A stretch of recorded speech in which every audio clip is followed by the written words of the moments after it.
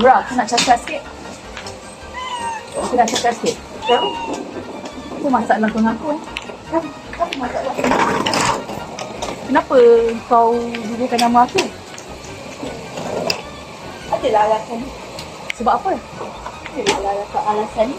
Apa alasan dia? Nanti kau tahu. Apa yang membuatkan kau tak suka sangat? Adalah. Kau tanya diri kau sendiri. Apa pula nak tanya diri aku?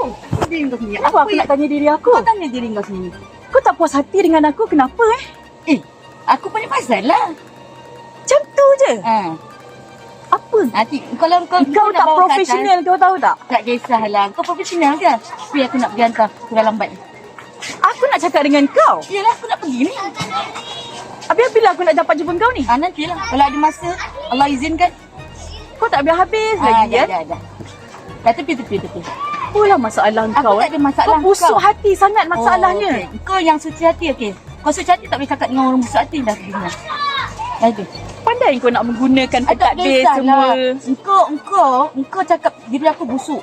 Okay, kalau aku busuk, engkau suci. Orang busuk tak boleh dekat dengan orang suci. Tak, kau ni masalahnya Aku tak nak ada masalah. berpura-pura dalam atas nikop kau ni. Dia Tau tak kisah nak kau nak cakap apa pun. Hanya aku dengan Allah je yang tahu. Tak kisahlah nikop ke apa. Kau tak payah nak mempertikaikan nak pakaian aku dengan pakaian kau. Dah cukup.